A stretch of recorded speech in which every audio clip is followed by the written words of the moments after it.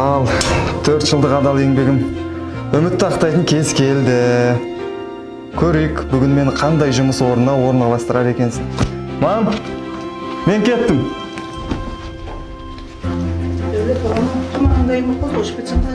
Жоқ, мам, сосын шем. Бүгін ұлыңыз жақсы жаңалығымен қуанып қалдыр. Алла жолыңды оңғарсын. Жақсы, мам.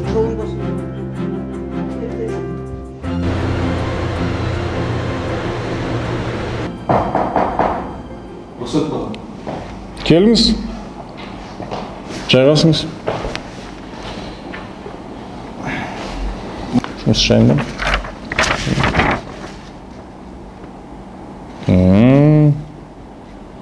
Жарайсың бұл? Жасың 20-дан енді асса да біраз белестерді, биіктіктерді бағындырып тастапсың.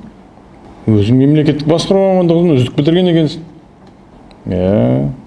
Бізге негізі дәл сендей білікті маман керек. Айтқандай, есімің кім еді? Дәулет.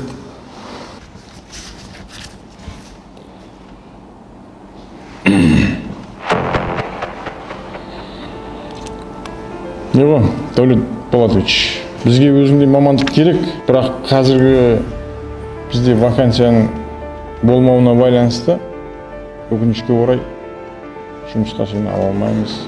Кешіріңіз аға. Жаңа олай демедіңіз ғой? Түсінесің ба, бізде орын жоқ, бос орын жоқ қазір. Сондықтан жұмысқа қабылдай алмаймыз. Жарайды.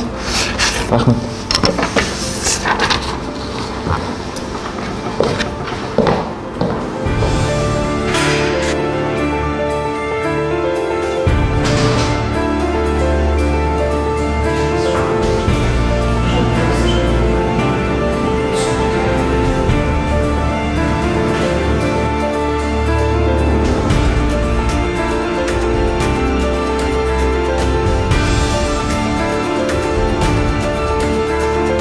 Иә, Медеуов Дәулет Болатұлы. Сіздің жұмыс тәжірибеңіз жоқ. Университетті бітіргеніңіз кеше ғана. Қалай мен сізге бұл жұмысты сеніп тапсыра аламын? Сіз өкінішке орай бұл лауазымдық міндеттерді атқара алмайсыз. Құжаттарыңызды ала берсеңіз болады.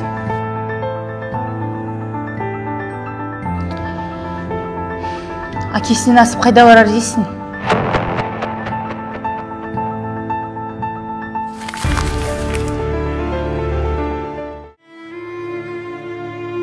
Не ғой, Дәулет Болатович, өкінішке орай жұмысқа сені ала алмаймыз. Сіз өкінішке орай бұл лауазымдық міндеттерді атқара алмайсыз. Бізде кадр саны жеткілікті. Бара бер. Бізде бос орын жоқ. Сізді қабылдай алмаймыз. Сізде тәжірибе жоқ. Әкесінен асып қайда барар дейсің?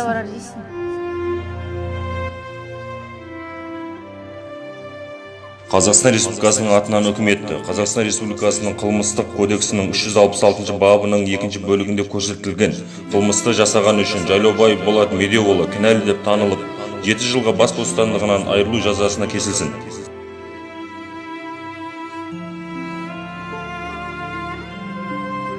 Әке, сіздің шалыс басқан қадамыңыз мына менің ұлыңыздың болашағына кетпес қара дақ түсірді. Менің армандарым, алға қойған мақсаттарым көп еді. Неге мен ойламадыңыз, әке? Неге? Маған бала күнімде айтушы едіңіз. Адал бол, әділ бол, ешкімнің ала жібін аттама деп. Қандай жағдай болмасын, мен сіздің осы сөздеріңізді ешқашан ұмытпаймын.